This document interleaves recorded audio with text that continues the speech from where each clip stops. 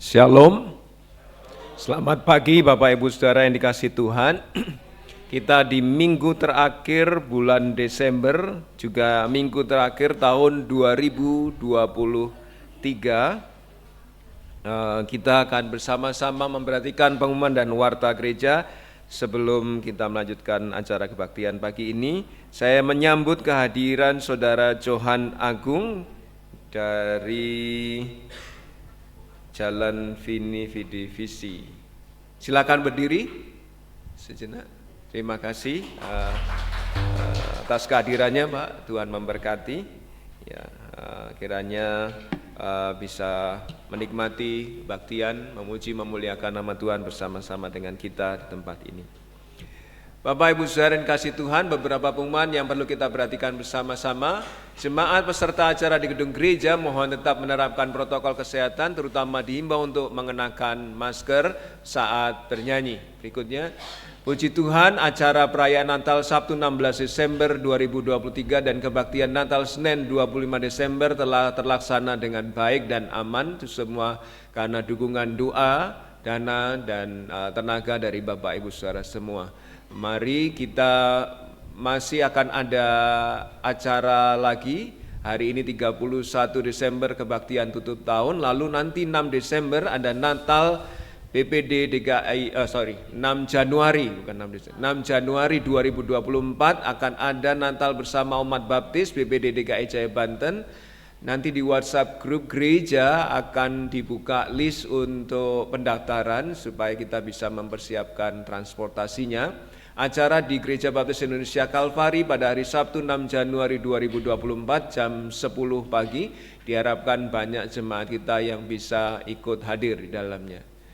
Direncanakan rapat panitia perancang pada hari Minggu 7 Januari 2024 setelah kebaktian on-site di gedung gereja, karena masih ada beberapa hal yang belum sepakat, terutama sampai hari ini kita belum meminta keputusan jemaat untuk anggaran 2024. Jadi saya mengundang panitia perancang untuk bertemu pada hari Minggu 7 Januari 2024 setelah kebaktian. Mudah-mudahan semua sudah kembali dari liburnya dan semua dalam keadaan baik dan sehat. Berikutnya, KPW Cibubur akan bersekutu pada hari Minggu 21 Januari 2024 jam 6 sore di rumah Bapak Sony Ondang. Silakan KPW Cibubur mempersiapkan diri untuk bersekutu kembali di hari Minggu 21 Januari jam 6 sore di rumah Bapak Sony. Bapak Ibu Saudara, nanti setelah kebaktian disediakan amplop perpuluhan tahun 2024. Di dalam satu amplop besar ada 12 amplop kecil. Silahkan mengambil di meja penerimaan tamu setelah kebaktian selesai atau ketika Bapak Ibu Saudara keluar dari kebaktian, itu akan tersedia amplop tersebut. Dan ini amplop ini harus kembali ya, nanti kalau nggak kembali nanti dikira kehilangan. Mana nih amplop nomor sekian nggak muncul-muncul di gereja ya. Artinya saudara sudah lama tidak memberi perpuluhan ya. Karena amplop tersebut berisi 12 amplop kecil. Nah, kalau ada berkat lebih dari 12 berkat dalam 1 tahun ya, bisa gunakan amplop lain, diberi nomor yang saudara ambil sesuai nomor tahun 2024. Demikian. Yang berikutnya, Gereja Baptis Indonesia Cibubur ada 3 kantong persembahan, merah untuk persembahan persepuluhan, emas untuk pembangunan gedung, biru untuk TPW Namotrasi. Silakan mengisi sesuai dengan gerakan Roh Kudus di dalam diri Bapak Ibu Saudara untuk persembahan perpuluhan maupun pembangunan gedung gereja dan namotrasi. Berikutnya, persembahan persepuluhan Bapak Ibu Saudara yang mengikuti secara online bisa ditransfer ke nomor rekening BCA atas nama Krisnawati 8770859027. Nanti akan dilaporkan di WhatsApp grup gereja. Jika ada koreksi, mohon memberitahu gembala sidang. Data kehadiran minggu yang lalu, kebaktian doa Rabu 20 Desember ya, 29 orang di gedung gereja, secara online 25 orang, sekolah minggu 24 Desember 44, Kebaktian Minggu 24 Desember 76 orang, kebaktian Natal hari Senin 25 Desember 96 orang, puji Tuhan. TPW Namotrasi ada mengikuti acara Natal di PPD Sumatera Utara Selasa 19 Desember, pesertanya dari Namotrasi 16 orang. Ada bimbingan pranikah 24 Desember 5 orang, sekolah Minggu 24 Desember 33 orang, kebaktian Natal sekolah Minggu 24 Desember 41 orang, kebaktian Minggu 24 Desember 65 orang, kebaktian Natal hari Senin yang lalu 25 Desember 80 orang. Puji Tuhan kehadiran di Namotrasi. Petugas kebaktian tutup tahun hari ini membawa acara Bapak Sujud Prasetyo, pemain musik Saudara Valentina, Bapak Herman, Bapak Thompson dan Saudara Ahalel, slide Saudari Naomi, OBS Saudara Aaron, sound system Bapak Setio Aji Wicaksono. Persembahan Ibu Ike Sari, Ibu Tumini, menerima tamu, mungkin bukan Bu Tini ini karena Bu Tini tidak ada di tempat, Bu Tursini dan siapa saya tidak tahu, keamanan Bapak Nanan Sutisna. Yang berikutnya kebaktian doa Rebo 3 Januari, silakan mempersiapkan diri. Renungan Saudara Gideon Nando, pembawa acara Bapak Bagia Suryan, pemain musik Bapak Herman, operator slide Saudari Dian Putri, OBS Saudara Antoni Halin, operator sound system Bapak Sony Ondang. Petugas minggu depan pembukaan sekolah minggu Ibu Lydia Kristianingsih, pemain musik Saudara Rafael Kendra. Kebaktian Minggu 7 Januari 2024 pembawa acara Bapak Diki Setiawan, singers Ibu Ike Sari Saudara Andreas, pemain musik Saudara Tristan Saudari Valentina, slide Saudara Yosafat, OBS Saudara Damas, sound system Bapak Purnomo. Persembahan Saudari Rahel, Saudari Dahlia, penerima tamu Bapak Alomuan Ibu Deborah, keamanan Bapak Dwiarso. Dari mimbar saya mengucapkan selamat ulang tahun. Ini 30. Oh, besok ya. Besok ya. Besok 1 Januari Bapak Halomuan Si Ringo-Ringo, dan Senin, Selasa, Rabu 3 Januari Ibu Maya Paat. Selamat ulang tahun Bapak Halomuan, Ibu Maya. Tuhan memberkati dengan segala yang baik dari surga. Bapak Ibu Saudara bisa mengucapkan melalui WhatsApp grup gereja atau ketika bertemu orangnya secara langsung di tanggal tersebut. Demikian pengumuman dan warta jemaat. Mari kita masuki kebaktian pagi ini dengan khidmat, renungkan kasih setia Tuhan di dalam hidup Bapak Ibu Saudara sepanjang tahun ini, dan kita akan dipenuhi dengan ucapan syukur, ucapan syukur, ucapan syukur. Selamat berbakti, Tuhan memberkati.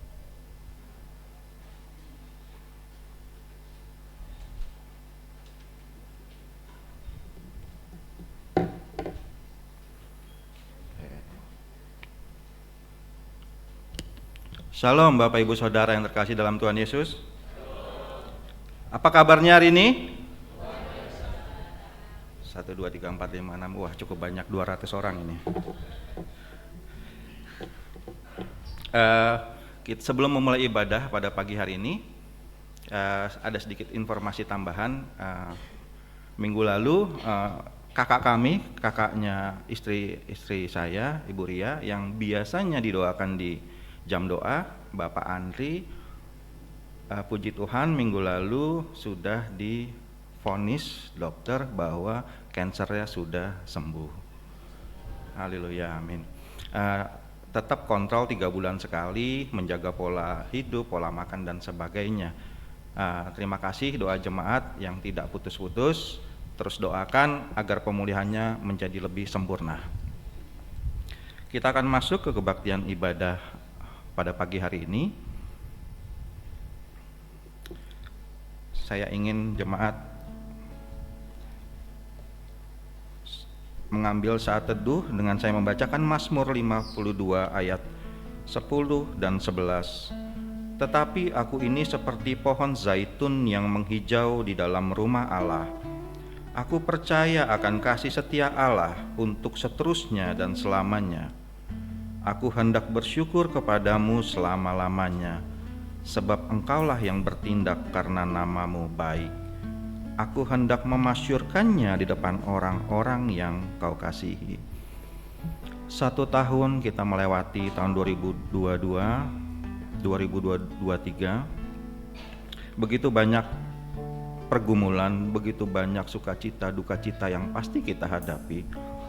Tetapi kita masih bisa ada di tempat ini, kita masih bisa memuliakan nama Tuhan hanya karena kebaikan Tuhan. Saya mengundang Bapak Ibu Saudara bangkit berdiri. Kita akan menyanyikan nyanyian penyembahan kebaikan-Mu Tuhan.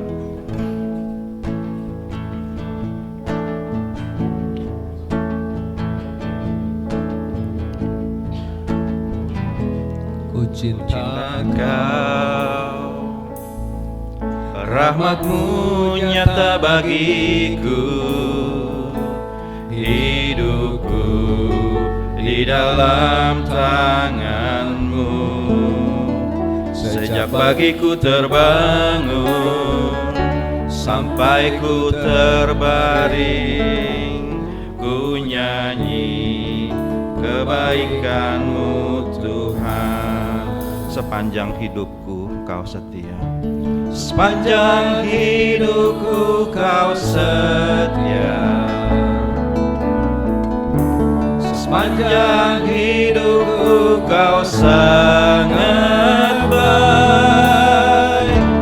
Nafasku memuliakan-Mu, ku nyanyi kebaikan-Mu Tuhan. suara-Mu tuntunku lewati api. Suara-Mu tuntunku lewati api. Dalam gelap Kau ada bagiku. Ku tahu sungguh Kau Bapa-Ku dan sahabatku. Ku saksikan kebaikan-Mu Tuhan. Katakan, sepanjang hidupku Kau setia Tuhan. Sepanjang hidupku Kau setia. Kasih Tuhan. Sepanjang hidupku Kau sangat baik.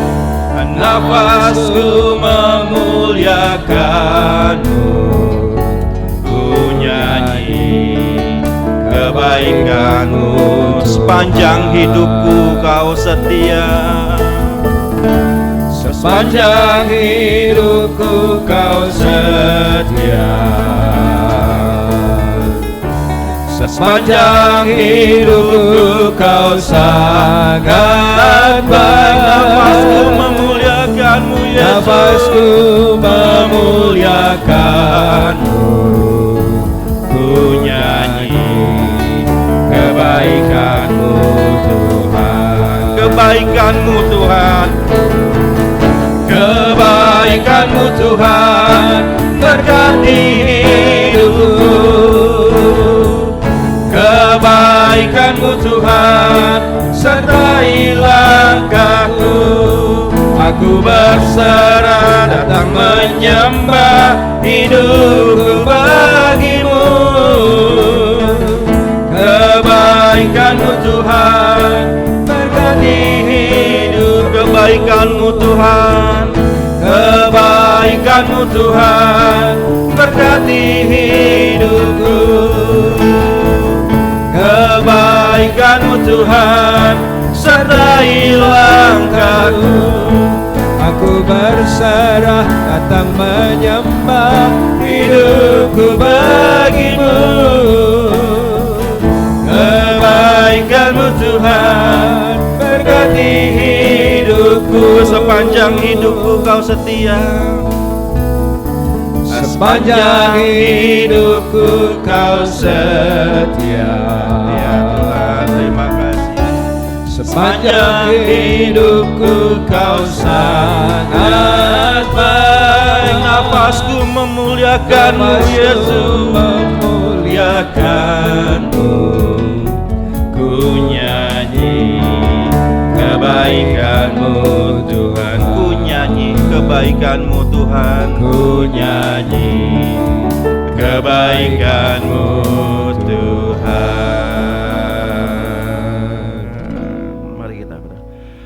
Benar Bapa, benar. Hanya karena kebaikan-Mu Tuhan, Engkau memperbolehkan kami sampai saat ini untuk hadir di tempat ini. Karena penyertaan-Mu Tuhan, kami kuat menghadapi segala sesuatu yang terjadi dalam hidup kami. Kami melangkah bersama-Mu Yesus. Kami ingin terus bersama-Mu Tuhan. Kiranya Tuhan, pada hari ini Engkau juga tidak lepas untuk menyertai ibadah yang sedang kami jalani Tuhan. Engkau akan berkati dari awal, pertengahan hingga akhir ibadah ini. Engkau akan berkati setiap petugas yang terlibat dalam pelayanan hari ini. Engkau akan khususnya memberikan hikmat kepada Pendeta Aryo Basuki untuk dalam penyampaian firman-Nya. Engkau berikan kebijaksanaan, Engkau berikan hikmat yang hanya daripada-Mu Yesus. Bapa, kiranya akhir tahun ini, hari ini yang akan selesai beberapa jam lagi, kami dapat lakukan yang terbaik Bapa untuk kemuliaan nama-Mu. Dan biarlah Engkau sendiri akan mempersiapkan kami Tuhan di tahun depan untuk lebih setia, untuk lebih berharap kepada-Mu, untuk lebih rajin berdoa, untuk lebih rajin membaca firman Tuhan, untuk lebih rajin untuk datang persekutuan bersama-sama dengan saudara kami Tuhan. Terima kasih Tuhan, hanya di dalam nama-Mu kami sudah berdoa. Ampuni segala dosa dan kelemahan kami Tuhan Yesus. Haleluya, amin.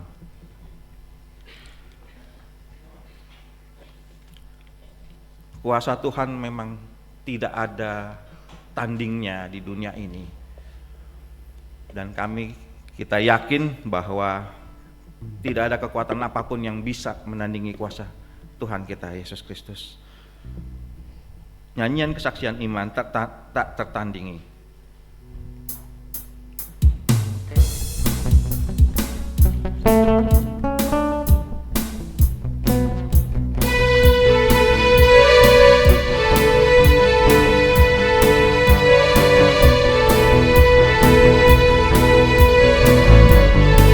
Pada siapa kau bandingkan?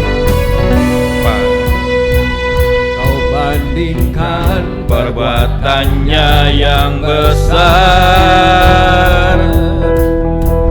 tak ada. Mari kita bersukacita memuliakan nama Tuhan. Akan tergoyahkan, semua musuh pun gemetar mendengar nama-Mu Tuhan. Sorak kemenangan, sungguh tak tertandingi Yesus, sungguh tak tertandingi. Tak ada yang setara dengan-Mu, hanya Yesus Tuhanlah yang terhebat, jauh melebihi dari penguasa di dunia. Kerajaan-Mu kekal. Kita akan nyanyikan satu lagi. Kita akan nyatakan bahwa kuasa Yesus adalah kuasa yang lebih hebat dari segalanya.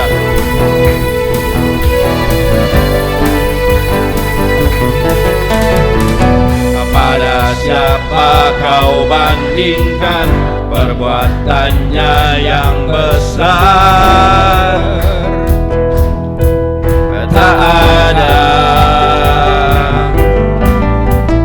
Kerajaannya yang terbesar tak akan tergoyahkan. Semua musuh pun gemetar mendengar nama-Mu Tuhan. Sorak kemenangan, sungguh tak tertandingi Engkau Yesus, sungguh tak tertandingi. Tak ada yang setara dengan-Mu, hanya Yesus Tuhanlah yang terhebat, jauh melebihi dari penguasa di dunia.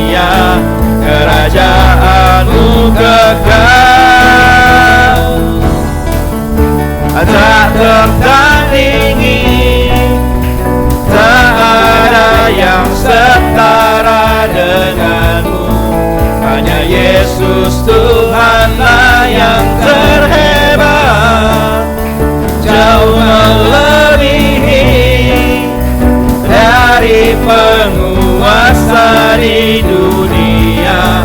Kerajaanmu kekal.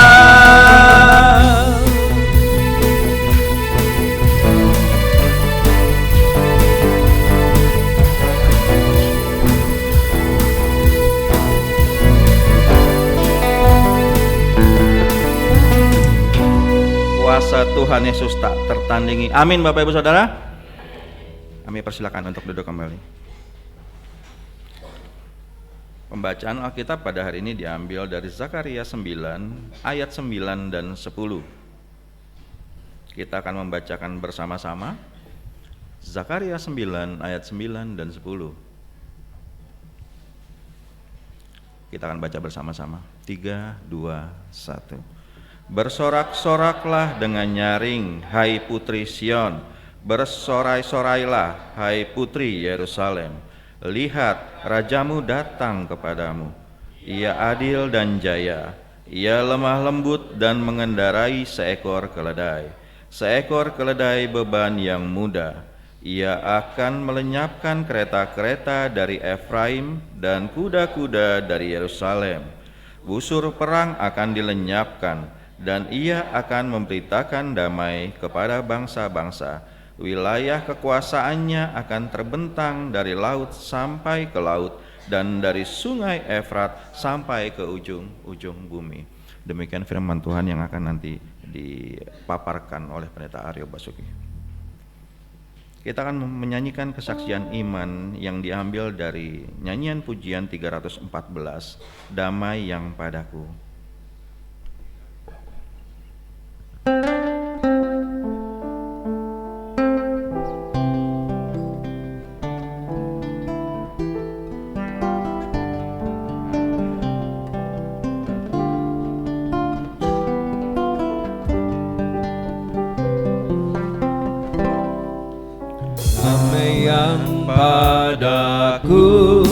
Bukan dari dunia pun tak dapat diambilnya. Meskipun hidupku diliputi susah, namun damai Tuhan beserta. Damai yang diberinya, damai yang diberinya selalu serta, damai yang membawa bahagia. Tuhan beserta aku sepanjang hidupku. Hanya Tuhan Yesus harapanku. Bait yang kedua.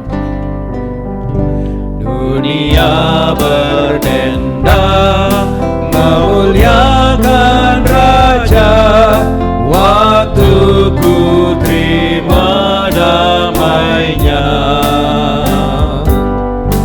Malam hilang lenyap, fajar pun merekam. Tuhan Yesus, Kau sangat indah. Damai yang diberinya selalu serta, damai yang membawa bahagia. Tuhan beserta aku, Tuhan beserta aku sepanjang hidupku, sepanjang hidupku. Hanya Tuhan Yesus harapanku. Bait yang ketiga. Harta yang terbesar sudah kumiliki. Harta yang terbesar sudah kumiliki, yaitu damai sentosa.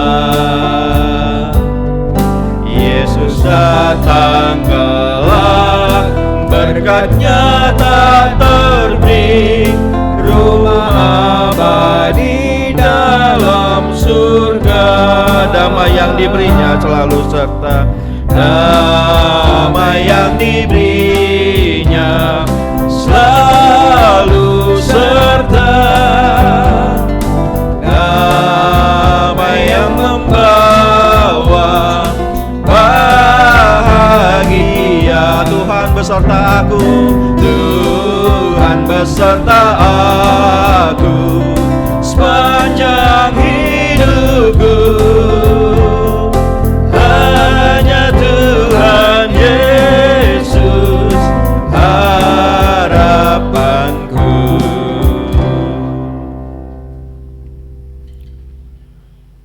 Kepada petugas persembahan dan persepuluhan diharapkan dipersiapkan. Seruan memberi diambil dari 2 Korintus 9 ayat 6 sampai 8. Camkanlah ini, orang yang menabur sedikit akan menuai sedikit juga, dan orang yang menabur banyak akan menuai banyak juga. Hendaklah masing-masing memberikan menurut kerelaan hatinya, jangan dengan sedih hati atau karena paksaan. Sebab Allah mengasihi orang yang memberi dengan sukacita, dan Allah sanggup melimpahkan segala kasih karunia kepada kamu, supaya kamu senantiasa berkecukupan di dalam segala sesuatu, dan malah berkelebihan di dalam pelbagai kebajikan. Doa persembahan, Ibu Ika, silakan. Kita berdoa. Puji dan syukur ya Bapa atas segala berkat yang sudah Tuhan berikan sepanjang tahun 2023 ini.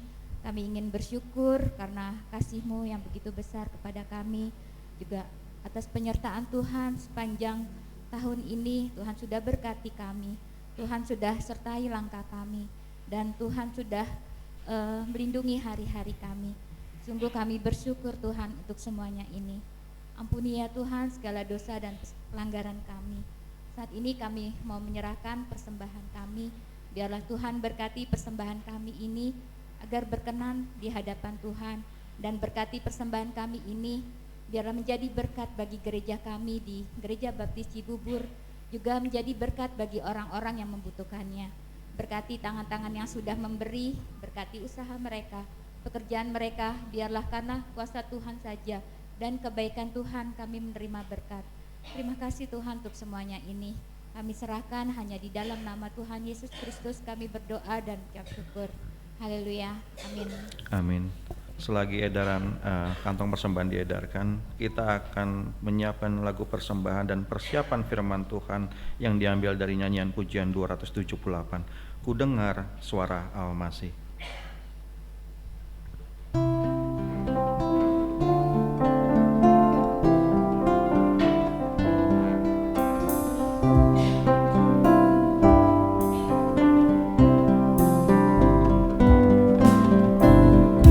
Dengar suara Al-Masih, marilah padaku. Damai sentosa ku beri bagimu yang lesu. Datang pada Tuhanku, aku lesu resah. Di dalam Yesus hatiku senang sejahtera. Bait yang kedua. Dengar suara Al-Masih, pandanglah padaku. Air hayatku beri, senangkan jiwamu.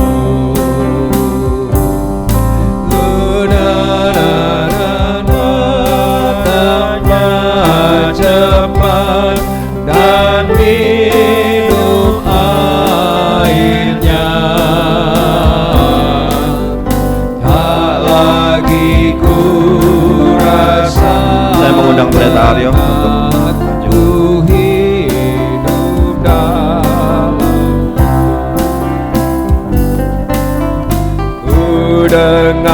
suara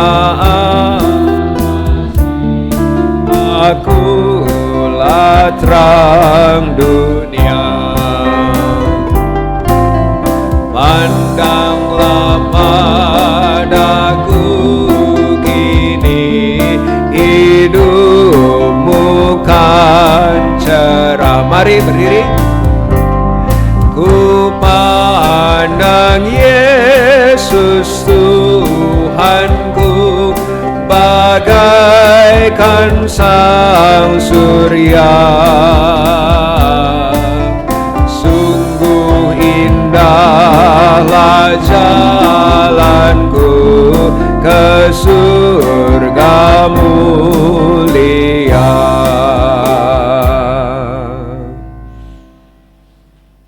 Terima kasih ya Tuhan, karena ketika kami memandang kepada Yesus dan Yesus itu berkata-kata, maka suara Al-Masih itu memberi ketenangan kepada jiwa kami, kepada hidup kami. Dan pagi ini, khususnya saat ini, ketika kami bersama-sama memperhatikan sabda Tuhan Yesus Kristus, sabda firman-Mu, biarlah seluruh keberadaan kami, hati, pikiran, dan hidup kami tenang oleh kuasa Tuhan untuk menjadi tanah yang subur bagi benih firman Tuhan, menjadi berkat firman Tuhan yang menutup akhir tahun 2023 ini dengan kekuatan, penghiburan, keyakinan, motivasi yang dari Tuhan saja. Berkuasalah atas hamba-Mu yang menyampaikan dan seluruh jemaat-Mu, agar kami semua dipenuhi, dikenyangkan dengan berkat firman-Mu. Di dalam nama Tuhan kami Yesus Kristus yang begitu mengasihi kami mohon pimpinan. Haleluya, amin. Silakan duduk kembali Bapak Ibu Saudara. Terima kasih MC, pemain musik yang sudah menolong kita memuji memuliakan nama Tuhan.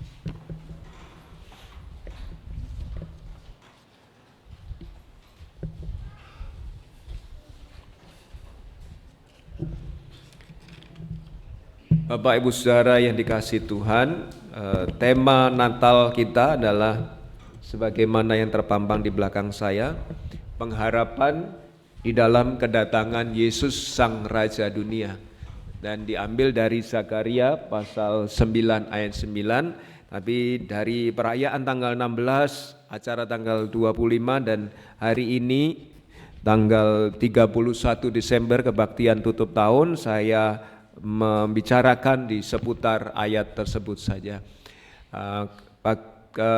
Khotbah pagi ini diambil dari Zakaria pasal 9 ayat 10 dengan judul Harapkan Damai Sejahtera di dalam Yesus.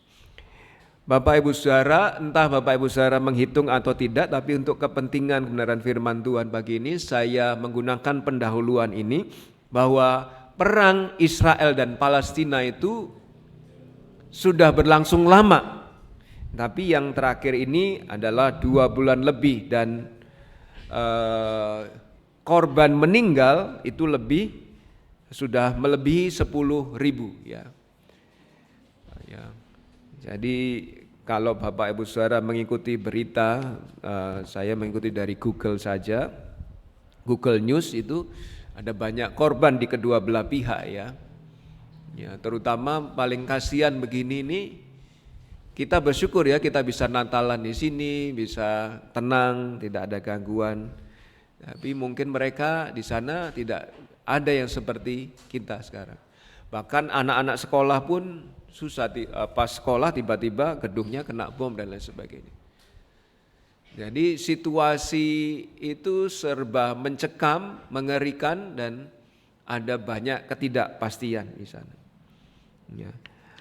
Peristiwa perangnya sudah terjadi sejak di Alkitab ya, antara Filistin ketika Daud melawan Goliat sampai sekarang. Muncul perang lagi di 1917, lalu muncul perang lagi di 2 bulan terakhir dengan senjata yang lebih maju secara teknologi, dengan senjata yang lebih masif lagi pembunuhannya atau kengeriannya.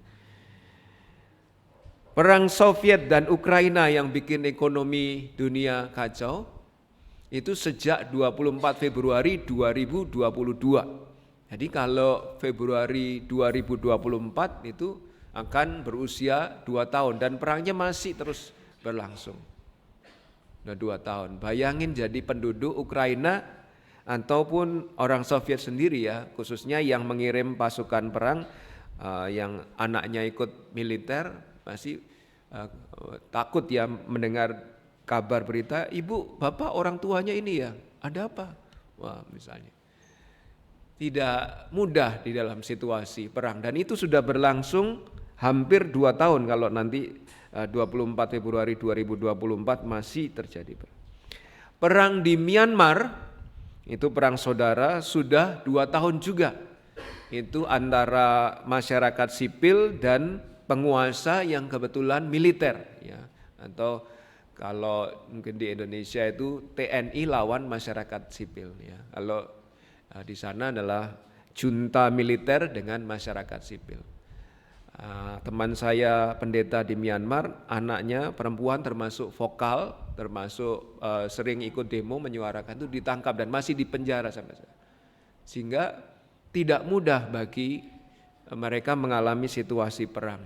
Ekonominya juga, meskipun kalau Bapak Ibu lihat di foto itu ada tulisan Grab Food ya, tapi pesan Grab Food nggak mungkin di situ ya, karena situasinya perang. Lalu di Afghanistan ya sudah dari 2001 sampai 2021 ketika Amerika pergi meninggalkan Afghanistan, itu perang masih berlangsung, artinya 20 tahun. Nah, kita tidak tahu, kalau saya baca dari berita masih ada orang-orang yang berkuasa yang memaksakan kehendaknya dan memaksakan konsep dan idenya untuk dilakukan, sehingga kalau ada pihak lain yang tidak melakukan, ya ada kekerasan terjadi, sehingga perangnya belum benar-benar selesai. Bapak Ibu Saudara, upaya pemimpin dunia untuk menghentikan perang sudah sering kali dilakukan tapi juga sering kali gagal. Salah satu contohnya ini, ada namanya Fakta Kellogg-Briand, perjanjian internasional di tahun 1928.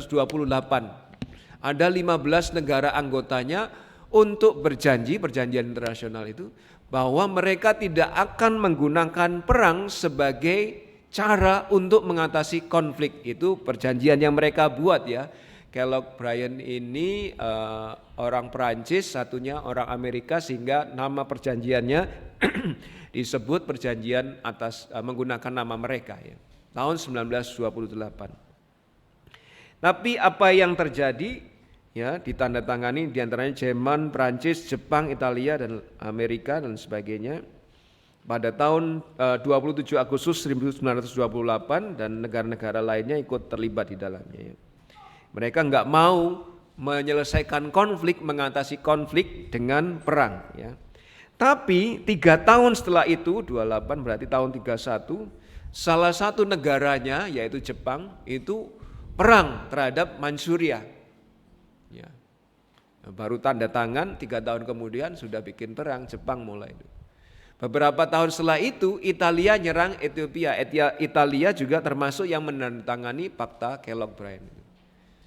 Jerman yang juga ikut mempromosikan, ikut menandatangani juga menyerang Polandia sehingga berkembang menjadi Perang Dunia Kedua. Kita melihat ya, usaha manusia untuk membuat damai dunia kayaknya nggak pernah berhasil. Sementara Zakaria 9 ayat 9 yang sudah saya sampaikan di perayaan 16 Desember itu, bahwa kehadiran Yesus membawa 5 berkat. Sukacita bagi kita orang percaya, keadilan yang dari Allah, kita dibela perkara kita, keselamatan yang dari Allah, kepedulian yang dari Allah, dan juga membawa serta kuasa Allah atas hidup. Tapi di Zakaria 9 ayat 9 sampai 10 berkatnya enggak cuma 5 saja ternyata ya. Berkatnya ada satu lagi, slide berikutnya. Ada perkara lain yang belum. Ada perkara lain yang dibawa Yesus yang tepat menjadi pengharapan kita di penghujung tahun 2023 menyambut tahun 2024 yang kita tidak tahu akan seperti apa, apalagi dalam peristiwa pemilu ya. Kalau 5 tahun yang lalu saja betapa kita menyaksikan sendiri ada cebong, kadrun dan sebagainya itu ya. Sampai muncul hal yang semacam itu, nanti 2024 akan seperti apa, kita tidak ada yang tahu akan seperti apa itu terjadi. Sehingga ya, saya harap ini berfungsi. Ya. Zakaria 9 ayat 10 memberikan kita berkat. Saya akan membacakan untuk Bapak Ibu Saudara. Ia akan melenyapkan kereta-kereta dari Efraim dan kuda-kuda dari Yerusalem. Busur perang akan dilenyapkan dan ia akan memberitakan damai kepada bangsa-bangsa. Wilayah kekuasaannya akan terbentang dari laut sampai ke laut dan dari sungai Efrat sampai ke ujung-ujung bumi. Ada perkara lain yang dibawa Yesus yang menjadi pengharapan bagi kita bahwa damai sejahtera ada dan dibawa oleh Yesus. Ada beberapa bukti dari Zakaria 9 ayat 10 ini ya. Sehingga kita patutnya mengharapkan damai sejahtera di dalam Yesus. Alasan pertama kita mengharapkan damai sejahtera dalam Yesus adalah Yesus sanggup menghentikan peperangan di dalam hidup kita. Ayat 10 saya baca ulang. Ia akan melenyapkan kereta-kereta dari Efraim dan kuda-kuda dari Yerusalem. Busur perang akan dilenyapkan dan ia akan memberitakan damai kepada bangsa-bangsa. Wilayah kekuasaannya akan terbentang dari laut sampai ke laut dan dari sungai Efrat sampai ke ujung-ujung bumi. Itu tadi sebut 2 nama kota ya, Efraim dan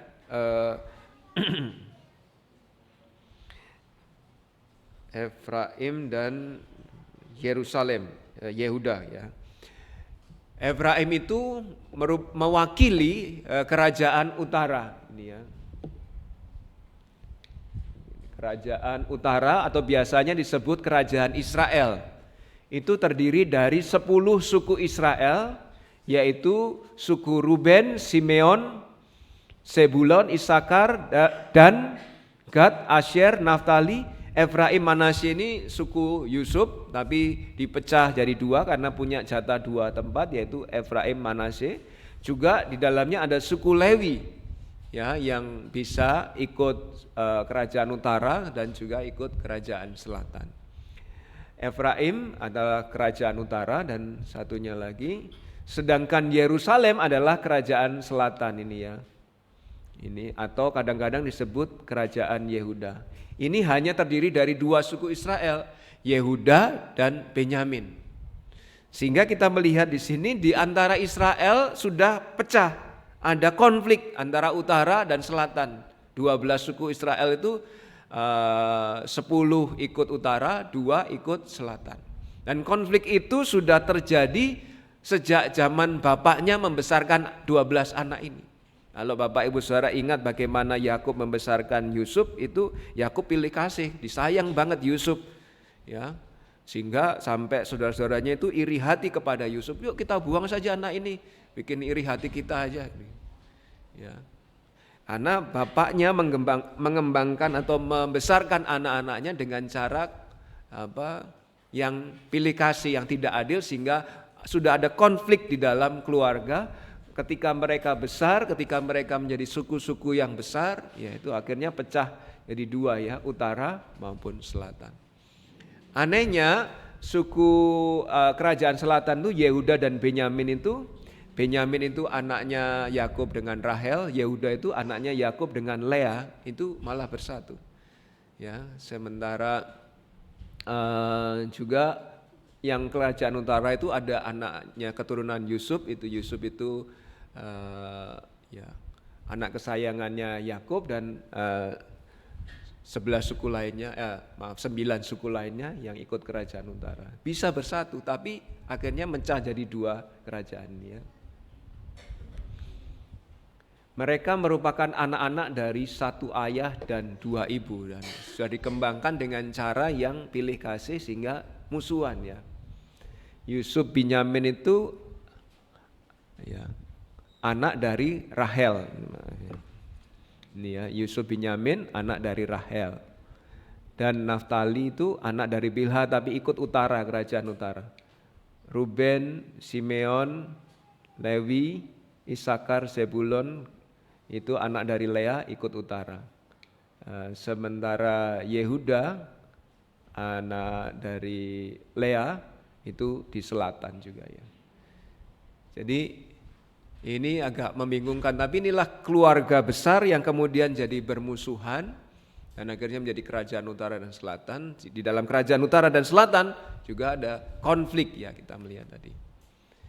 Tetapi di ayat 10 yang kita baca tadi dikatakan bahwa raja itu akan melenyapkan kereta-kereta, kuda-kuda dan busur. Artinya perlengkapan perang kedua pihak, baik utara maupun selatan itu akan dilenyapkan. Kalau nggak punya senjata, harapannya nggak bisa perang atau nggak mau perang. Nggak ada senjatanya, ini ngapain perang? Tapi orang nggak perang itu bukan karena nggak ada senjatanya. Ya. Orang nggak perang itu karena ya nggak mau perang, bukan karena nggak ada senjatanya. Nggak punya senjata pun kalau pinginnya perang, kalau pinginnya ribut ya ribut aja gitu ya. Ya ayat 10 itu bahwa raja yang akan datang yaitu Yesus Kristus itu mampu melenyapkan. Kalau kita tadi menyanyi lagu tak tertandingi, dia mampu melenyapkan perlengkapan perang kedua belah pihak sehingga harapannya mengurangi potensi perang. Ya. Mengurangi potensi perang ya. Kereta, kuda, busur semuanya perlengkapan senjata perang. Kalau sekarang mungkin teknologinya lebih maju, ada drone bisa jadi bom juga. Ya, itu raja dunia yang akan datang sanggup melenyapkan itu. Ya. Tapi sebagaimana yang sudah saya sampaikan, tanpa senjata pun manusia tetap bisa perang ya. Kita lihat kalau saya harap itu tidak terjadi nanti dalam penghitungan suara hasil pemilu ya. Nggak punya senjata pun orang bisa perang. Oh nggak benar nih ngitungnya, perang gitu. Harapannya tidak terjadi itu ya. Karya raja ini termasuk bisa menghentikan hasrat perang sehingga antara utara dan selatan bisa berdamai. Ia dapat menyingkirkan dendam selatan terhadap utara atau iri hati utara terhadap selatan. Ya, sehingga selatan dan utara bisa berdamai. Jadi yang dilenyapkan tidak saja senjatanya, tetapi Allah yaitu Yesus Kristus yang datang ke dunia sebagai raja nanti akan sanggup menyingkirkan hasrat perang itu sehingga bahkan utara dan selatan bisa berdamai. Yesus juga mampu menghentikan pekerjaan iblis. Ngapain Pak Pendeta kalau perang nyalain iblis? Enggak nyalain iblis, tapi iblis itu adalah raja atau bapa segala dusta dan dia bisa memicu perang ketika menghembuskan gosip, fitnah dan dusta pada satu pihak untuk kemudian bisa memusuhi pihak lain. Ya. Di dalam gereja pun bisa terjadi kalau ada gosip, fitnah dan sebagainya, dan itu salah satunya adalah pekerjaan iblis karena iblis adalah bapa segala dusta. Ya. Jadi tapi raja dunia yang akan datang itu sanggup atau mampu menghentikan pekerjaan iblis. Bahkan iblis saja kalau Yesus datang belum apa-apa mereka udah gemetar. Apa urusanmu hai anak manusia datang ke sini? Udah bingung dia mau gimana gitu ya. Jadi kehadiran Yesus sang raja dunia itu mampu melenyapkan senjata perang, mampu melenyapkan hasrat untuk berperang, bahkan mampu menghentikan kuasa si pemicu perang yaitu iblis. Kalau begitu di penghujung tahun 2023 ini saya harap enggak ada, tapi mungkin juga ada. Ya. Saya kok merasa ada. Penghujung tahun 2023 sudah mau habis, sudah mau masuk 2024, masih ada yang bawa akar pahit, akar busuk. Udah busuk masih di bawah ya. Kalau tempe enak buat sambal tumpang ya. Tapi kalau bukan tempe ya, hati yang pahit, hati yang busuk, bawa dendam dari tahun 2023 dibawa merusak diri kita sendiri. Ya. Tapi daripada itu semua terjadi, membuat busuk keluarga, membuat busuk gereja, membuat busuk persekutuan, maka perlengkapan perang kita, kebencian kita kepada pihak lain, kemarahan kita, iri hati kita, dendam akar pahit kita, semua serahkan pada Yesus untuk dilenyapkan. Kalau enggak, Yesus akan melenyapkan dengan paksa ya. Entah kita yang mati, ya, karena kita yang bawa perang, ya bisa aja. Kamu bikin perang, udah tak matikan aja. Jadi Yesus sanggup menghentikan peperangan dalam hidup kita. Serahkan itu. Tuhan, aku enggak mau bawa-bawa perlengkapan perang di 2024. Akar pahit, dendam, iri hati, semua kebencian aku selesaikan di 2023. Udah lenyapkan Tuhan. Saya enggak mau itu ada. Saya mau buka lembaran baru 2024 dan saya mau yang baru juga. Dan Yesus sanggup menghentikan peperangan itu di dalam hidup kita. Tidak hanya itu ya. Yesus juga sanggup menghentikan peperangan dalam hidup kita, maka izinkan damai sejahteranya memerintah memenuhi hidup kita. Dan gak perlu ada iri hati. Tetangganya bisa liburan tahun baru, kita iri. Wah, aku liburan juga dong. Tetangganya bisa bakar-bakar tahun baruan, iri. Wah, aku juga harus bakar-bakar. Gak usah merinan ya dari orang ya. Izinkan damai sejahteranya. Udah, aku gak bakar-bakar tahun baruan ini, gak apa-apa. Aku sehat, aku baik, aku aman. Ya, aku hidup gitu ya. Gak usah iri hatian ya. Ada orang yang iri hati, wah orang lain bisa liburan, aku liburan juga lah. Orang lain bisa bakar-bakar, aku bakar-bakar juga lah. Kalau kamu gak punya duit, mau bakar-bakar apa? Ya. Jangan maksain ya. Susah sendiri. Yesus sanggup menghentikan peperangan dalam hidupmu ya. Tidak saja itu ya, Yesus juga sanggup menyebarkan damai. Dikatakan ia melenyapkan kereta-kereta dari Efraim dan kuda-kuda dari Yerusalem. Busur perang akan dilenyapkan dan dia akan memberitakan damai kepada bangsa-bangsa. Ini sesuatu yang indah ya. Kalau kerajaan dunia bisa melenyapkan senjata perang negara lain, lantas memberitakan otoritas, kuasa, wewenangnya, upeti yang harus serahkan dan lain sebagainya. Tetapi tidak dilakukan Yesus itu ya. Yesus ketika bisa melenyapkan persenjataan perang bangsa-bangsa di dunia, yang diberitakan bukan yang lain, tapi justru memberitakan damai kepada bangsa-bangsa. Yesus sanggup menyebarkan damai. Dan itu sudah diwartakan di kedatangan yang pertama. Saat kelahiran Yesus di Bethlehem, seorang malaikat menemui para gembala di Lukas 2 ayat 10 sampai 11 ya, bahwa kelahiran Kristus akan menjadi juru selamat bagi manusia yang percaya kepadanya untuk didamaikan dengan Allah melalui kematian Yesus di kayu salib. Lukas 2 ayat 10 sampai 11 saya bacakan dari Alkitab. Kata malaikat itu kepada mereka, jangan takut sebab sesungguhnya aku memberitakan kepadamu kesukaan besar untuk segala bangsa. Hari ini telah lahir bagimu juru selamat, yaitu Mesias Tuhan di kota Daud. Juru selamat. Juru selamat ini lahir untuk mendamaikan manusia dengan Allah, karena Yesus lahir untuk mati bagi kepentingan manusia supaya manusia bisa berdamai dengan Allah. Itu tujuan kelahiran Yesus ke dunia ya. Kelahiran Kristus akan menjadi juru selamat melalui kematiannya. Kelahiran Yesus dari seorang perawan merupakan suatu perkara yang mulia, belum pernah ada terjadi di dunia ini. Bagaimana seorang perawan bisa memiliki anak ya tanpa persetubuhan dengan lawan jenis ya. Itu merupakan suatu keajaiban yang mulia. Tidak hanya itu, kemuliaan Allah dinyatakan bahwa Allah menjelma menjadi manusia untuk bisa mati menggantikan manusia berdosa. Itu menunjukkan kemuliaan Allah. Betapa mulia kasih Allah kepada kita. Betapa mulia karya Allah.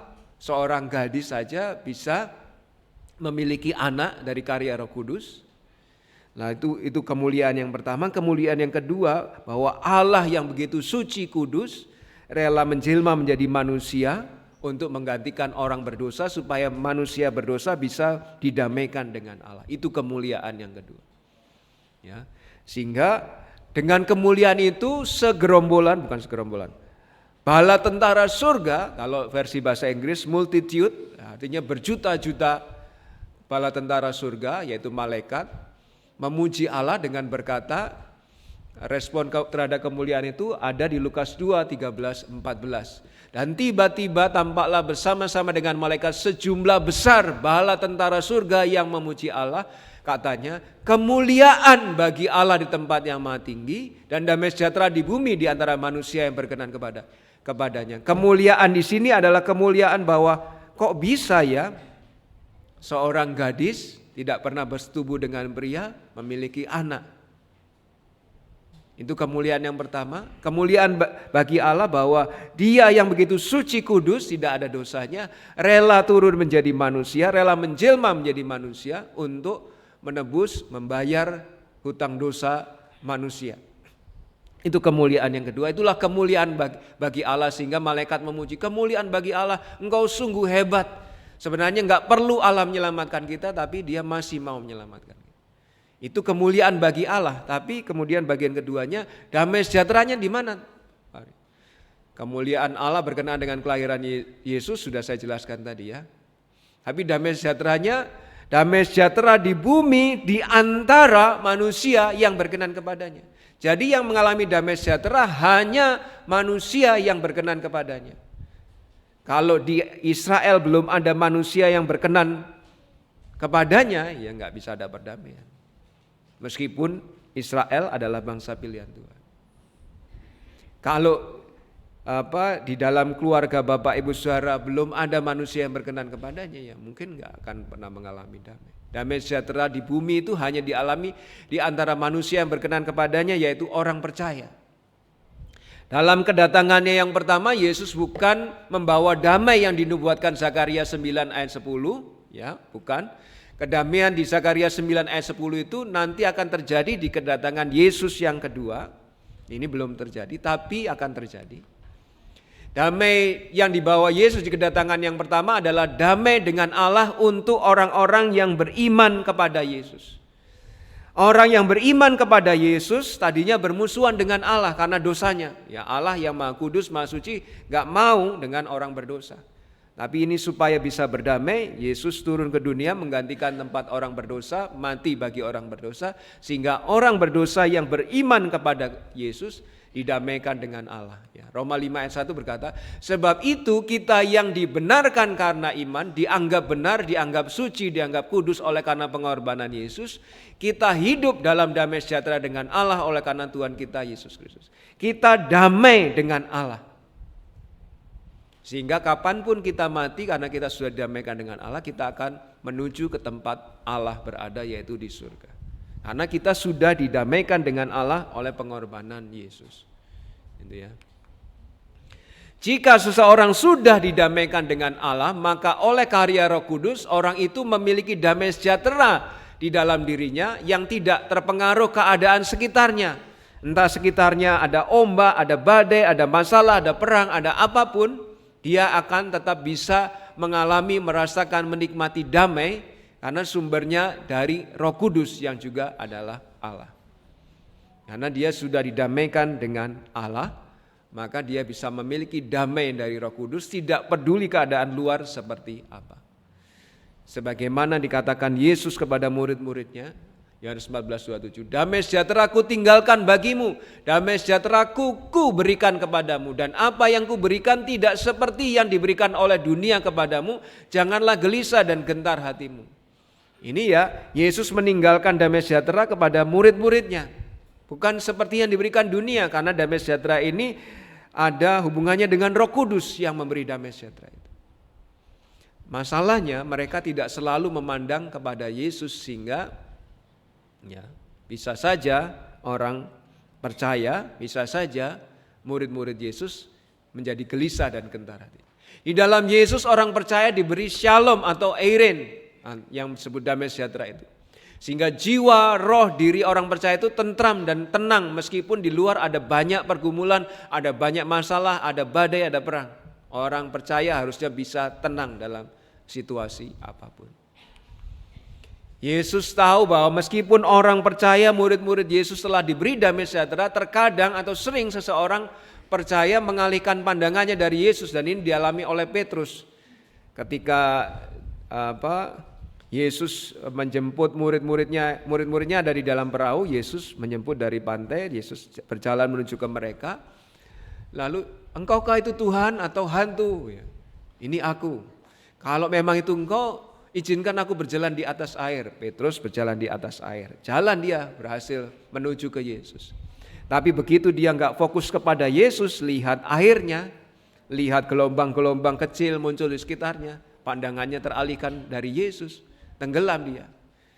Dan di Matius 14 ayat 30, tetapi ketika dirasanya tiupan angin, takutlah Petrus dan mulai tenggelam lalu berteriak, Tuhan tolonglah aku.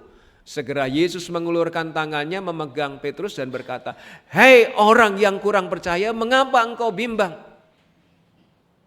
Nah ini ya, kita enggak damai ketika kita bimbang, ketika kita enggak fokus pada Yesus. Ketika kita fokus pada, oh katanya Pak Pendeta ini begitu, oh katanya orang itu begitu, oh katanya temanku itu, oh katanya sinetron begitu, oh katanya. Aduh, kalau udah enggak fokus pada Yesus, tenggelam. Tapi beruntungnya, bersyukurnya kita punya Yesus. Ketika kita tenggelam pun kita bisa berseru, Tuhan tolong aku. Segera Yesus mengulurkan tangannya, memegang Petrus dan berkata, ngapain sih kamu kok kurang percaya? Lihat kemana-mana sih matamu. Dengerin komentarnya orang ini, orang itu. Gak fokus memandang kepadaku. Ya. Yesus sanggup menyebarkan damai. Di dalam Yesus orang percaya memiliki damai sejahtera yang membuatnya tenang walau ada badai kalau orang itu fokus pada Yesus. Udah, lihat Yesus saja. Untuk selalu mengalami damai sejahtera, orang itu harus beriman dan mengarahkan fokusnya pada Yesus. Jangan lihat komentar orang, jangan lihat tetangga. Ih, tetangga bisa punya mobil, aku pingin punya mobil lah. Ih, tetangga bisa bakar-bakaran, aku pingin juga lah. Ya. Kalau fokusnya pada yang lain ya melu-melu, banding-bandingkan ya dah. Tapi kalau fokusnya pada Yesus, saudara bisa tenang. Ora popo, aku enggak bakar-bakaran, masih bisa hidup, masih bisa nafas, masih bisa memuji Tuhan. Ya. Sehingga damai sejahtera hati kita. Ya. Ini yang harus kita latih.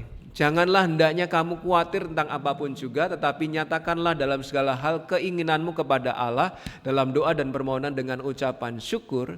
Damai sejahtera Allah yang melampaui segala akal akan melihara hati dan pikiranmu dalam Kristus Yesus, hanya dalam Kristus Yesus. Kalau mulai dengerin komentar orang, mulai lihat tetangga, mulai lihat sana sini, enggak di dalam Yesus, pikirannya ya enggak damai. Ketika kita khawatir, Tuhan besok tanggal 1 makan apa aku? Ya kalau pada kebutuhan, tapi ketika kita fokus kepada Yesus, tenang kok, damai kok. Ya nanti Tuhan menyediakan, enggak tahu caranya gimana, tapi Tuhan menyediakan. Ya janganlah hendaknya kamu khawatir. Ditambah lagi Bapak Ibu Saudara, tadi Yesus sanggup menghentikan perang di dalam diri kita. Yang kedua, Yesus sanggup menyebarkan damai untuk memenuhi hati kita sehingga kita tenang. Enggak ribut. Kalau lihat orang lain ya ribut ya. Tapi ketika kita lihat Tuhan, kita tenang. Tambah lagi Yesus berkuasa atas seluruh dunia ayat 10. Ia akan melenyapkan kereta-kereta dari Efraim dan kuda-kuda dari Yerusalem. Busur perang akan dilenyapkan dan ia akan memberitakan damai kepada bangsa-bangsa. Wilayah kekuasaannya akan terbentang dari laut sampai ke laut, dari sungai Efrat sampai ke ujung-ujung bumi. Yang dinubuatkan di ayat 10c ini baru akan terjadi saat Yesus datang yang kedua kali sesuai Yesaya 11. Ya, mari kita lihat ayat yang panjang. Nih. Yesaya 11 ayat 1 sampai 16. Suatu tunas akan keluar dari tunggul Isai, keturunan Isai atau Raja Daud. Kemudian keturunannya dan seterusnya akan sampai kepada Yesus, dan taruk yang akan tumbuh dari pangkalnya akan berbuah. Roh Tuhan akan ada padanya, roh hikmat dan pengertian, roh nasihat dan keperkasaan, roh pengenalan dan takut akan Tuhan. Ya, kesenangannya ialah takut akan Tuhan. Ia tidak akan menghakimi dengan sekilas pandang saja atau menjatuhkan keputusan menurut kata orang, tetapi ia akan menghakimi orang-orang lemah dengan keadilan dan akan menjatuhkan keputusan terhadap orang-orang yang tertindas di negeri dengan kejujuran. Ia akan menghajar bumi dengan perkataannya seperti dengan tongkat, dan dengan nafas mulutnya ia akan membunuh orang fasik. Ia tidak akan menyimpang dari kebenaran dan kesetiaan, seperti ikat pinggang tetap terikat pada pinggang. Serigala akan tinggal bersama domba. Bagaimana bisa? Ini dua karakter yang berbeda, karakter karnivora dan karakter herbivora, bisa tinggal bersama-sama, rukun lagi. Itu di kedatangan Yesus yang kedua. Karakter ciptaan Tuhan berubah, dari bermusuhan menjadi damai. Macan tutul akan berbaring di samping kambing, anak lembu dan anak singa akan makan rumput bersama-sama. Ini berubah ya. Dan yang bisa mengubah hanyalah Allah yang menciptakan. Yesus yang akan datang itu sanggup mengubah karakter itu. Seorang anak kecil akan menggiringnya. Ya. Saudara bayangkan ya, betapa rukunnya keadaan itu ketika Yesus datang kedua. Lembu dan beruang akan sama-sama makan rumput dan anaknya akan sama-sama berbaring, sedang singa akan makan jerami seperti lembu. Anak yang menyusu, masih balita, akan bermain-main dekat liang ular tedung tanpa takut bahaya, karena semua rukun, damai, karakter, sifat, ya, kejahatan semua berubah. Dan anak yang cerai susu akan melulurkan tangannya ke sarang ular beludak tanpa ada rasa takut, karena sudah tidak ada lagi sesuatu yang jahat, yang tidak damai. Tidak ada yang akan berbuat jahat atau yang berlaku busuk di seluruh gunungku yang kudus, sebab seluruh bumi penuh dengan pengenalan akan Tuhan seperti air laut yang menutupi dasarnya. Maka pada waktu itu Taruk dari pangkal Isai, yaitu Yesus, akan berdiri sebagai panji-panji bagi bangsa-bangsa. Dia akan dicari oleh suku-suku bangsa dan tempat kediamannya akan menjadi mulia. Pada waktu itu Tuhan akan mengangkat pula tangannya untuk menebus sisa umatnya, yaitu Israel, yang tertinggal di Asyur dan di Mesir, di Patros, di Ethiopia, di Elam, Sinear, Hamat, dan pulau-pulau laut. Ia akan menaikkan suatu panji-panji bangsa-bangsa, akan mengumpulkan orang Israel yang terbuang dan akan menghimpun orang Yehuda yang terserak dari keempat penjuru bumi. Israel akan dipulihkan, gak usah nunggu Hamas atau PBB memberi gencatan senjata, enggak. Tapi kedatangan Yesus yang kedua sudah akan menjamin itu semua terjadi. Israel dipulihkan. Kecemburuan Efraim akan berlalu, hilang, karakternya diubah. Dan yang menyesakkan Yehuda, dendamnya Yehuda akan lenyap. Efraim tidak akan cemburu lagi kepada Yehuda, dan Yehuda tidak akan menyesakkan Efraim lagi. Selatan dan utara bersatu di kedatangan Yesus yang kedua. Tetapi mereka akan terbang ke barat, ke atas lereng gunung Filistin. Bersama-sama mereka akan menjara Bani Timur, mengalahkan musuh-musuh mereka. Mereka akan merampas Edom dan Moab, dan orang Amon akan patuh kepada mereka.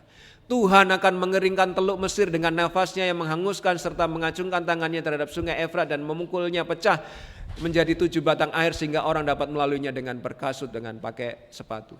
Maka akan ada jalan raya bagi sisa-sisa umatnya yang tertinggal di Asyur, seperti yang telah ada untuk Israel dahulu pada waktu mereka keluar dari tanah Mesir. Israel dipulihkan dan bersatu kembali di kedatangan Yesus yang kedua. Kedatangan Yesus yang kedua akan membuat damai seluruh dunia di bawah kuasanya. Jadi kalau kita nanti di 2024 mungkin ada kekhawatiran nanti yang milih paslon atau pasangan capres cawapres ya. Ini nanti musuhan sama itu. Ya, berharap saja kepada Yesus, karena kedatangannya yang kedua bisa mendamaikan seluruh dunia. Ya, sehingga ketika kita menaruh pengharapan kita kepada Yesus, Yesus sanggup membuat semuanya damai pada waktunya. Sambil menantikan Yesus datang yang kedua kali, mari menjadi pembawa damai dimanapun kita berada. Jangan jadi conflict maker, war maker, jangan. Tapi justru jadi peacemaker, pembawa damai. Usahakan supaya orang bisa damai. Mari sambil menantikan Yesus kita menjadi pewarta damai di dalam Yesus. Raja damai itu kita wartakan. Karena hanya di dalam Yesus ada damai sejahtera. Nah, Bapak Ibu Saudara, memasuki tahun 2024 yang kita tidak punya kepastian. Dan kalau kita tidak punya kepastian itu membuat kita galau. Kalau kita galau, ya kita stres, kita nggak damai. Namun orang percaya punya pengharapan yang pasti, yaitu Yesus Kristus Sang Raja dunia. Memiliki Yesus mempunyai pengharapan yang pasti. Tidak memiliki Yesus, alamat saudara galau. Mengapa? Karena Yesus pegang kendali atas segala sesuatu. Dia bisa melenyapkan persenjataan perang. Dia bisa menyebarkan damai di dalam diri seseorang, penuh dengan kedamaian. Dia juga bisa membuat damai seluruh dunia. Hanya di dalam Yesus kita punya pengharapan yang pasti untuk dapat mengalami damai apapun keadaan di luar kita. Karena hanya damai sejahtera yang dari Dia dapat menghentikan peperangan di dalam diri kita. Hanya damai sejahtera di dalam diri Yesus yang dapat menyebarkan perdamaian di dalam hidup kita. Hanya damai sejahtera di dalam Yesus dapat membawa perdamaian bagi sekeliling kita. Maka berimanlah, fokuslah kepada Yesus. Tahun 2023 sudah terbukti, tahun 2024 akan terus terbukti. Karena Yesus memang yang bisa membawa damai sejahtera di dalam hidup kita, di sekitar kita. Saya ingin baca Markus 4, 35, 41. Mungkin ini sedang terjadi dalam hidup saudara, saya tidak tahu. Pada hari itu, waktu hari sudah petang, Yesus berkata kepada mereka, marilah kita bertolak ke seberang, melewatin danau. Mereka meninggalkan orang banyak itu lalu bertolak dan membawa Yesus beserta dengan mereka dalam perahu di mana Yesus telah duduk dan perahu-perahu lain juga menyertai Dia. Lalu mengamuklah taufan yang dahsyat dan ombak menyembur masuk ke dalam perahu sehingga perahu itu mulai penuh dengan air. Mungkin masalah terjadi di dalam hidup Bapak Ibu Saudara, entah ekonomi, kesehatan atau apapun. Seperti taufan yang dahsyat, ombak yang masuk ke dalam perahu kehidupan kita. Dan wajar kalau kita mengalami 38, 39 juga. Pada waktu itu Yesus sedang tidur di buritan di sebuah tilam, maka murid-muridnya membangunkan Dia dan berkata kepadanya, Guru, engkau enggak peduli kalau kita binasa, mati nih sebentar lagi kita nih, bangun. Mungkin murid-muridnya marah, emosi ya, lagi topan badai kok malah enak-enakan tidur, karena Yesus damai sejahtera ya. Tapi murid-muridnya enggak demikian. Kita orang percaya mungkin juga ketika masalah ekonomi, masalah kesehatan melanda hidup kita, ada panik kita. Guru, engkau enggak peduli kalau kami binasa nih.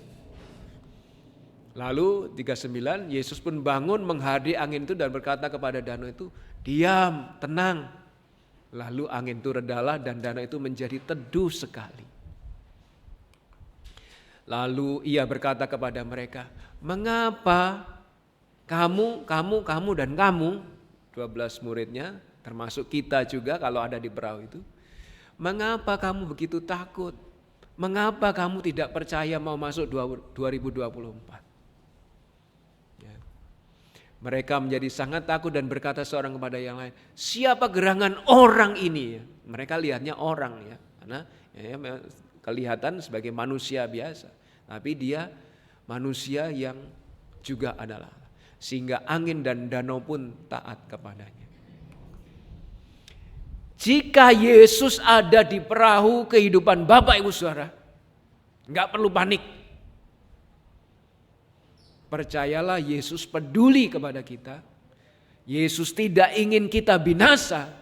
Dan Yesus berkuasa menenangkan badai apapun di dalam hidup kita. Dialah damai sejahtera kita, dialah pengharapan kita. Sehingga masuk tahun 2024, mengakhiri tahun 2023 dan masuk 2024. Tenang Pak, saya Pak. Bukan karena saya hebat, bukan. Tapi ada Yesus, entah dia tidur atau bangun di perahu saya, ada Yesus, sudah aman saya. Selamat sampai tujuan. Amin. Mari kita berdoa. Bapa yang baik,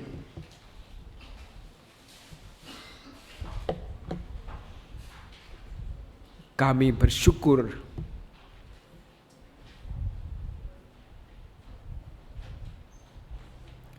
tahun 2023 sebentar lagi akan selesai. Dan kami melihat penyertaan Yesus. Bukan karena kami hebat, bukan karena kami pandai, bukan karena kami berhikmat, tapi kehadiran Yesus di dalam perahu kehidupan kami itulah yang terpenting. Dia sanggup menghentikan perang. Dia sanggup memberikan damai sejahtera yang membuat kami tenang dalam segala keadaan. Dan dia juga sanggup mendamaikan, menenangkan segala keadaan di sekitar kami. Kalau tahun 2023 sudah kami lalui dan terbukti bahwa kami aman bersama Yesus, maka biarlah ketika kami memasuki tahun 2024, kami memasuki dengan keyakinan kami aman di dalam Yesus. Tolong kami untuk selalu fokus kepada Yesus, mengizinkan Yesus ada, memimpin, berkuasa, terlibat di dalam perahu kehidupan yang kami jalani. Sehingga kami boleh menjalani kehidupan ini dengan tenang karena Tuhan hadir di dalam perahu kehidupan kami. Terima kasih ya Bapa di surga. Kami siap menyambut tahun baru, meninggalkan tahun penuh kenangan bersama Yesus untuk memasuki tahun baru juga bersama Yesus. Karena hanya di dalam Yesus saja kami boleh memiliki damai sejahtera. Kami bersyukur kepadamu di dalam nama Yesus itu. Haleluya. Amin. Mari kita merespon firman Tuhan ini dengan menyanyi lagu Arti Kehadiranmu. Kita akan berdiri dan bersama-sama menyanyikan lagu ini. Renungkan syair lagu ini bahwa yang penting adalah kehadiran Tuhan di dalam hidup kita untuk membuat kita tenang dalam segala keadaan.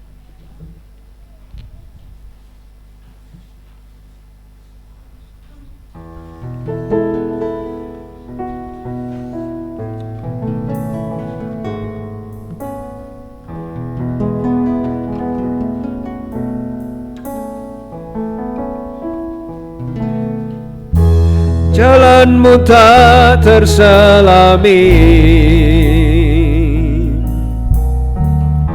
oleh setiap hati kami, namun satu hal yang ku percaya, ada rencana yang indah. Tiada terduga kasih-Mu, ajaib dan besar bagiku. Arti kehadiran-Mu selalu nyata di dalam hidupku. Penyertaan-Mu sempurna, rancangan-Mu nun damai, aman dan sejahtera walau di tengah badai. Ingin ku selalu bersama, rasakan keindahan arti kehadiran-Mu Tuhan.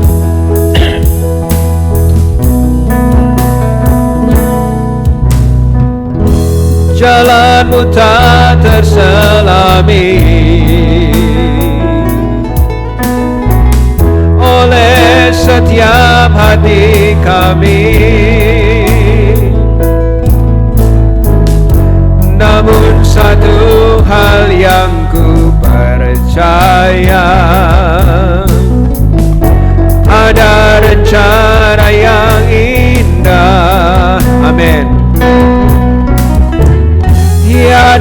berduka kasih-Mu. Ajaib dan besar bagiku, arti kehadiran-Mu selalu nyata di dalam hidupku. Penyertaan-Mu sempurna, rancangan-Mu pun damai, aman dan sejahtera. Walau di tengah badai, ingin ku selalu bersama, rasakan keindahan arti kehadiran-Mu Tuhan. Penyertaan-Mu sempurna, rancangan-Mu pun damai, aman dan sejahtera. Walau di tengah badai, ingin ku selalu bersama, rasakan keindahan arti kehadiran-Mu Tuhan.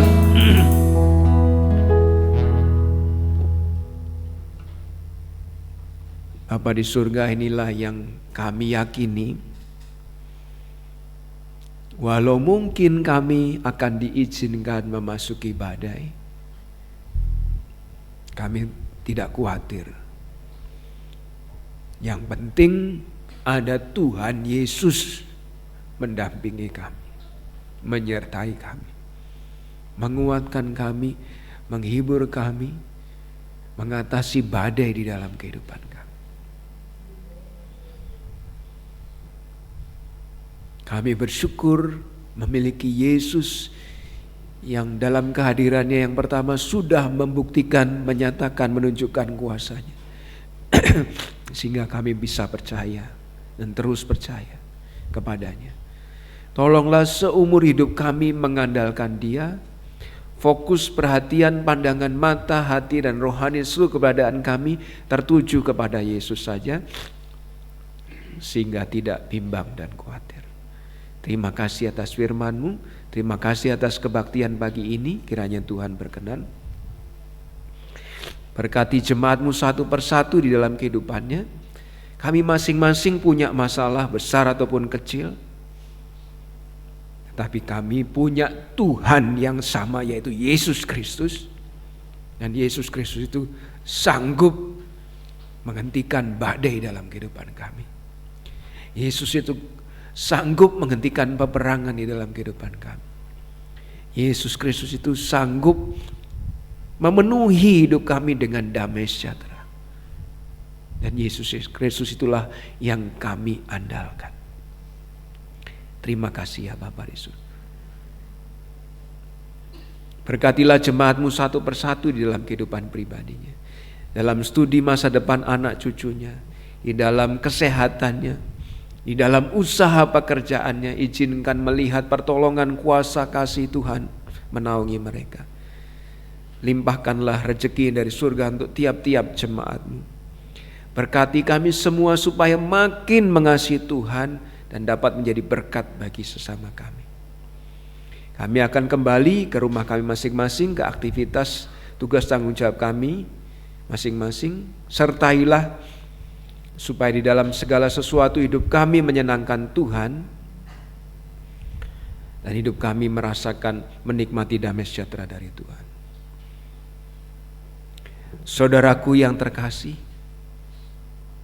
masukilah tahun 2024 dengan kasih yang dari Allah Bapa, anugerah yang dari Yesus Kristus, hadirat persekutuan di dalam Roh Kudus menyertai Bapak Ibu Saudara semuanya mulai saat ini sampai Maranatha, Tuhan Yesus datang menjemput orang percaya. Di dalam nama Yesus yang penuh kuasa kami bersyukur dan berdoa. Haleluya, amin. Tuhanmu memberkatimu.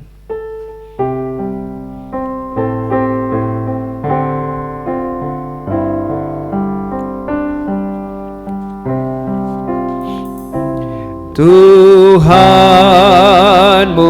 memberkatimu, Tuhan melindungi menyinarimu, memberi kasih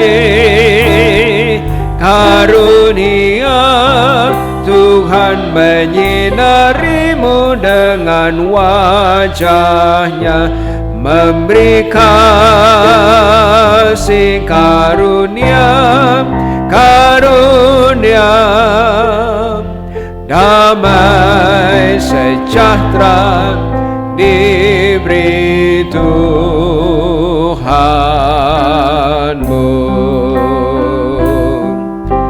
Amin.